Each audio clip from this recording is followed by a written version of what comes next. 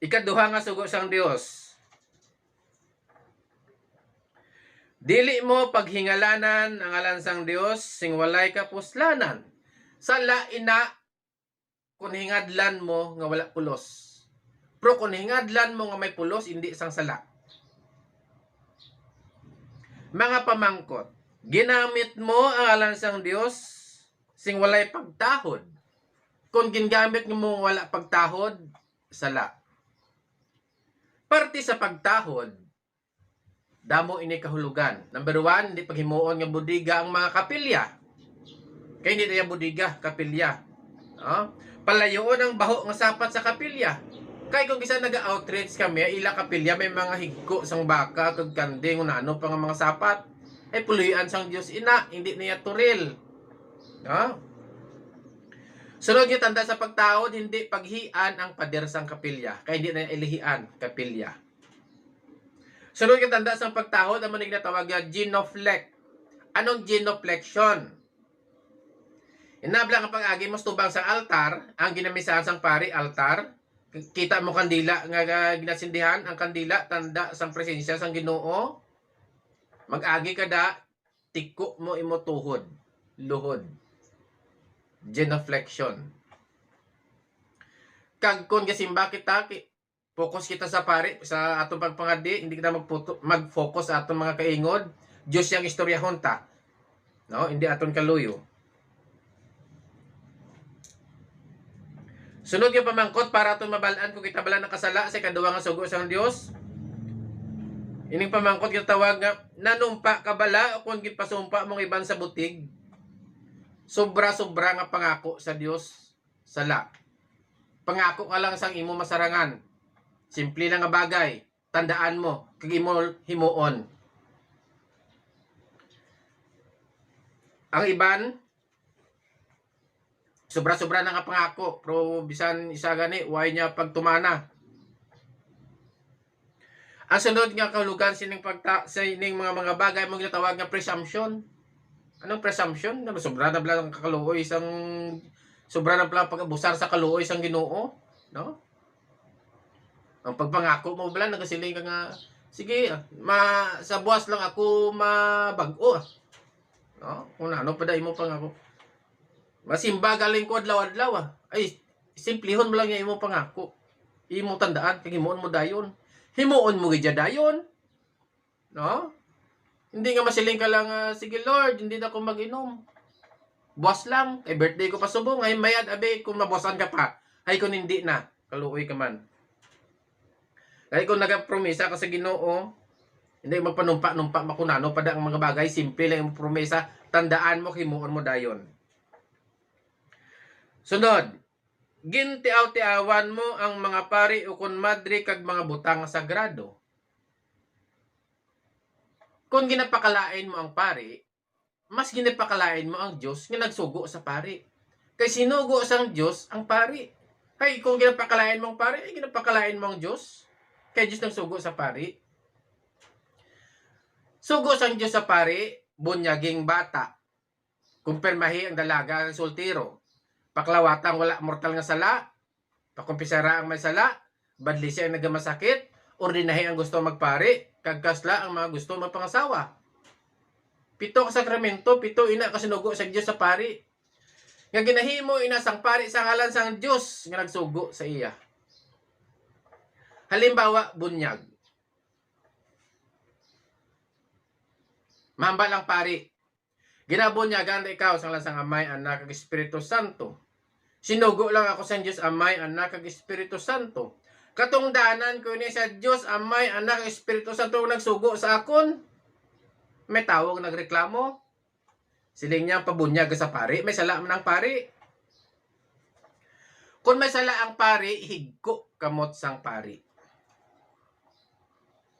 Pero halimbawa, abrihan, sang higko nga kamot ang gripo, nagtubod ang tubig. Ang pamangkot, higko bla ang tubig nga nagtubod. Siyempre limpyo, kaya halin niya sa gripo. Amo ina halimbawa sang grasyang mabaton takon kita pabunyag sa pari. Ano ina ang grasya? Nga kita nangin anak sang Dios. Nahigkuan bala ang pagkaanak mo sang Dios kun ang pari nagbunyag, may sala. Nabuhinan bala ang pagkaanak mo sang Dios kun ang pari nagbunyag sa imo plahubog. Wala ya higko, wala buhin ang pagkaanak mo sang Dios biskan pa ya ang pari nga nagbunyag sa imo, may sala. Sa kabuhi sa mga santo, damo silang nagsalanto kay gagmay pagin pabunyagana. Jutay pa sila ang Ginoo ara na sa ila. Nagdalag ko sila nga maayo sila kag nagsanto gid nga mga tawo. Gani mas maayo gid nga bata pang bata pabunyagana. No, bata pang lapsag pabunyagina. No? Gani kung nagalurat na, nagturong na mata sa imo bata, ikaw na lang mismo bumunyag. Kuha ka sang tubig, bubuhon mo agtang. Ginabunyagan ta ikaw sang lasang Amay, Anak ug Espiritu Santo. Propedad ka sang Dios Amay, Anak ug Espiritu Santo. No? Kung mabuhi man ina nga bata o kung mapatay, dala sa simbahan ang ngalan niya para ma-record. Silingon mo to, turong mata niya sila giningagaw ko bunyag. O, muningalan niya. Acceptable na iya sa simbahan. Kay emergency. Wala pari. Yan, ikaw na lang niya ang magbubuo sa iya agtang. No? Gani hindi mo ya masiling nga hulaton ka pa ya magdako. Mintras bata pa ya pwede pabunyagi. Muna guro nga ginaabat sang tiktik kada gabi kay way paglima bunyagi. Hindi pabunyagi. Hindi na paghulata pista. Kay basin na sa mabdan sa kapistahan. Sunod, kasi sinugos ang Diyos sa pari, kumpirma. Inabala nga mga dalaga, ang soltero, damo, ginakadtuan. Dugang ina nga pagpabaskog sa ila. Pagpabakod sa ila. Kumpirmasyon. Sunod, kalawat, kung nagasimba, ay ba wala nagasimba? Tinuig man wala nagasimba, ilam lang rason, makasala min nga pari, nga man masimba ako sa pari. Ang pamangkot, sino imo ginasimba? Pari o kunang Diyos? Diyos siya aton ginasimba, hindi ang pari. Kay biskan magsulod kita sa simbahan, aton una obra, panguros. Amay, Anak, Espiritu Santo. Sa ngalan sang Diyos, Amay, Anak, Espiritu Santo, kung nga agasimba ka. Hindi nga sa ngalan sang pari. Kung tungod sang pari, ngalan sang pari, ikaw masimba, ay isli mo panguros. Tungod kay Padre Juan de la Cruz, ako masimba. Kay pari, imo ginasinimba, hindi ang Diyos. No? Bisan ano mo kapakalain sa inyo pari, palangga kasi mo pari. Kay sa Santos nga misa nagahambal ang pari da nga, mga muyo, kita, ginsakop niya pa kita.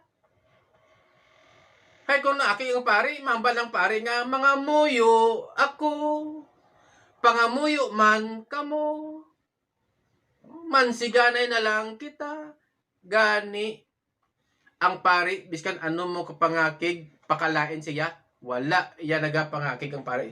Palangga ka mo sa inyo pari, kaya ginasakop niya pagani ka mo sa pangadi, ay siling niya mga muyo kita.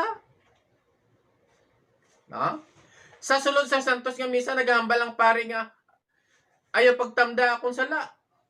Ayaw pagtamda akong sala. Imo ya nga tamdon, imo ya bagtayan, imo pagtuluhan, no? Para hindi ka nagad katalang-talang. Kumpisar. Siling sa iban, nga man makumpisar ka sa pari, kay may sala man ang pari. Kung may sala ang pari, may higko naman ang pari. Pero hindi bala damo sa higko nga bagay ginagamit pang limpyo. May higko ang lapat, pero limpyo ang lamesa. May higko ang trapo, pero limpyo ang salog. May higko ang silig, pero limpyo ang ugsaran. Ang pari, makasasala, may higko. Mantawo. Nga man kung ikaw ang pari, uay kagit sala. Basi may ara man, kag basi sobra pa. Pero sa likod sang pagka makasasala sang pari, pangadian ka sang pari sa tubang sang Diyos. Nga patawaron sang Diyos sala mo, limtan sang Diyos kalainan mo, bendisyonan ka sang Diyos, limpyuhan sang Diyos, imo ugsaran, imo salog, imo lamesa. Kung sino pa pari ginapakalain mo, amo pa na mga di sa kaluwasan mo. Di naton papakalain na naton kaparian. Kung may isaway ka sa pari, pangadii ang pari. Kay siling ni San Pablo, ang simbahan may lawas. Ang ulo sang simbahan si Kristo. Ang liog sang simbahan obispo. Ang kamot pari. Tiil kita nga tumuloo. Ang sakit sang kamot, batyagan ina asang bilog nga lawas. No? Halimbawa, kung mabali imo kamot, ginabali mo pagid? Kung ginapahilot mo anay, pahilot mo. Para hindi maglala imo bali. Kung ang kamot sang simbahan, bali. Kung ang pari, bali. Bali on pagid ang pari kung bali. Gani kung malain ang pari, pangadian tang pari para mag-ayo. Para kung kita maglain, may pari man yung mga pangadi para sa atong kayuhan. Kay ang kahuy-anan sang pari, kahuy-anan sang bilog nga simbahan, kag dala kita tadan, kay tiil man kita sang simbahan.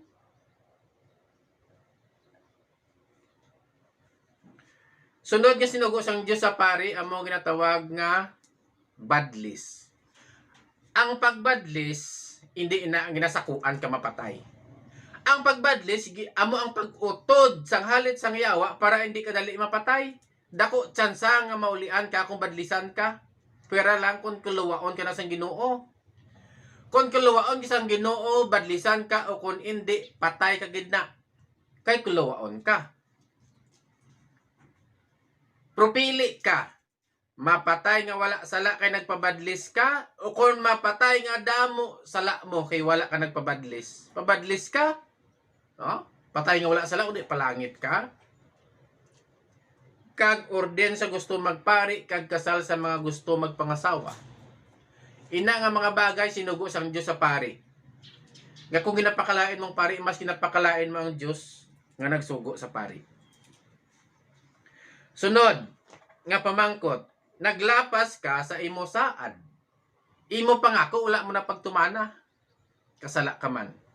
Amo na guro damo rin malasos kang buhay mo ay ang promesa mga masimba Domingo-Domingo, limtan mo na. Kan eksaminon mo imo kagulingon nga man tabo na sa imo. Nga man daw kadamo rin malaso. Basi may promesa ka sa Dios nga limtan mo. Kaya paglapas imo promesa, sala. Ay nagpromesa ka pa, hindi mo matuman.